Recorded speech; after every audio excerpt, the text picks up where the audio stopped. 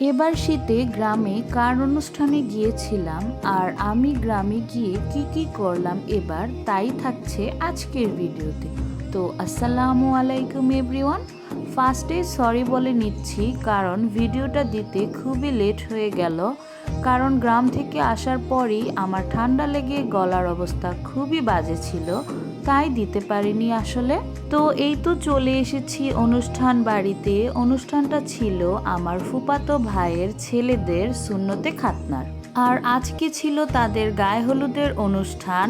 আর এই তো এখানে আমার ছেলে এসেই চলে গেল তার নানুদের সাথে দেখা করতে। আমার ছেলে তার নানু বাসায় আসলে আমাকে ভুলেই যায় একদম।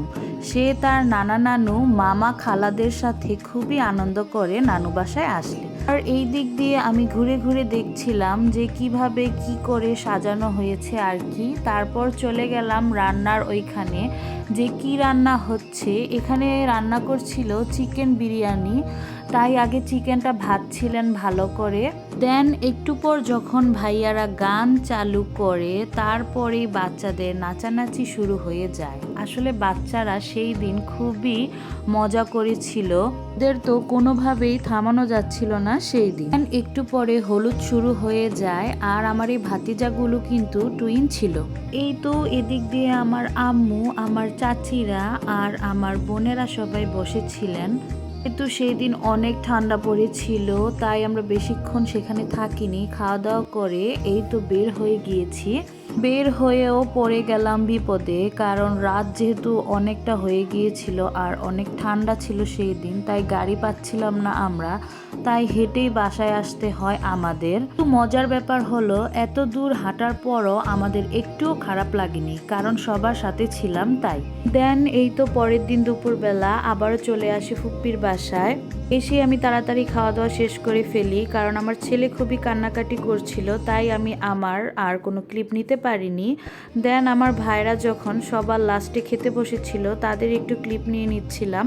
মেনুতে ছিল রোস্ট, চিকেন ফ্রাই, বিফ, মুগ ডাল আর দই। গ্রামের অনুষ্ঠান বলে কথা, দই তো থাকবেই। দেন সেইখান থেকে আমরা একটু হাঁটাহাঁটি করতে বের হয়ে গেলাম, কারণ সামনে একটা সুন্দর জায়গা আছে যেখানে গিয়ে খুব সুন্দর সুন্দর ছবি আর ভিডিও আমরা করব। আর এই তো সেখানে গিয়ে দেখি অলরেডি সবাই চলে এসেছে এখানে ছবি আর ভিডিও করার জন্য, তাই আমিও তাদের সাথে একটু ছবি আর ভিডিও করে নিলাম। এখানে ছিল আমার ফুপ্পি আর ফুপাতো ভাই বোনেরা, আর সেইখান থেকে আমি আমার ছোট ফুপুর সাথে কি বিষয় নিয়ে জানি হাসাহাসি করছিলাম, সেটার ক্লিপ আপনাদের ভাইয়া নিয়ে নিয়েছে। যাই হোক, সুন্দরই লাগছিল আমাদের। এই তো এদিক দিয়ে সবাই চলে যাচ্ছিল, তখন আমি আর আমার হাজবেন্ড একটু থেকে গিয়েছিলাম যে আমরা পরে যাব। দেন দেখতে পেলাম এখানে একজন লোক মাছ নিয়ে এসেছিল বিক্রি করার জন্য। আমরাও চলে আসি বাসায়, আর এসে এখানে আপনাদের ভাইয়ার সাথে তার শালাশালিরা দুষ্টামি করছিল।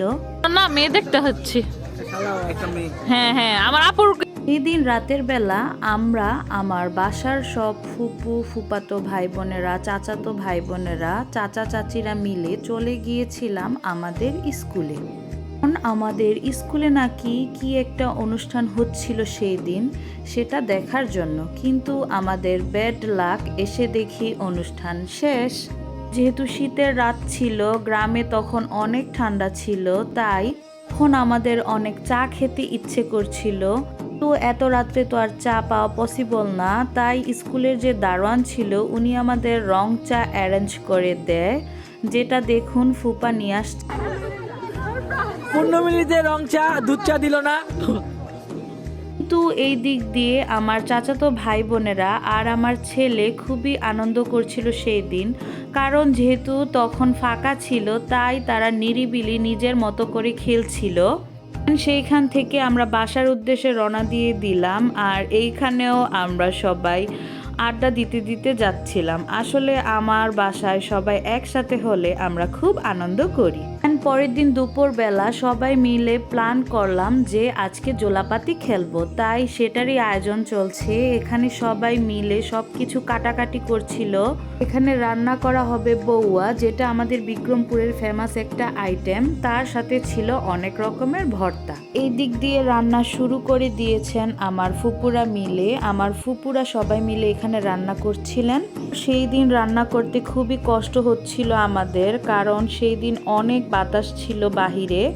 তারপরও আমরা সবাই মিলে খুব আনন্দ করে সেই দিন কাটিয়েছিলাম। এই তো রান্না বান্না শেষ হয়ে গিয়েছে। দেখুন কি সুন্দর সুন্দর ভর্তা বানিয়েছে আমার চাচিরা সবাই। মাশাআল্লাহ, দেখতে যেমন লোভনীয় মনে হচ্ছে, খেতেও তেমন মজা হয়েছিল।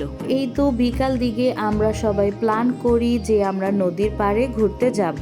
তাই আমরা বাজার দিয়ে না গিয়ে টকের উপর দিয়ে আসি। আর এই তো চলে এসেছি নদীর পাড়ে। এই নদীটার নাম হলো ইছামতি নদী, যা এখন প্রায় শুকিয়ে গিয়েছে। ছোটবেলায় এই নদী হয়ে আমরা আমার নানু বাসায় যেতাম।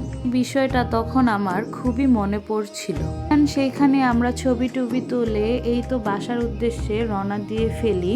বাসায় এসে শুনতে পারি আজকে আমার ফুপ্পিরা আসবে রাতে, তাই এখানে পিঠা বানানোর প্রস্তুতি চলছে। আর আমার ফুপ্পিরা অনেক ভালো পিঠা বানাতে পারে, তাই তারাই এসে পিঠা বানাচ্ছিল। ছিল ভাপা পিঠা আর পাটিসাপটা পিঠা। মাশাআল্লাহ, পিঠাগুলো খুবই মজা হয়েছিল ওই দিন। আমরা সবাই খুব মজা করে খেয়েছি। আমার বাবার বাড়ির লোকজনেরা বেশি ক্যামেরার সামনে আসতে পছন্দ করে না, তাই তাদের দেখাতে পারিনি। তো আজকের ভিডিওটি কেমন হয়েছে সবাই কমেন্টে জানিয়ে যাবেন। আর ভালো লাগলে আমার পেজটি ফলো দিয়ে রাখবেন। ধন্যবাদ।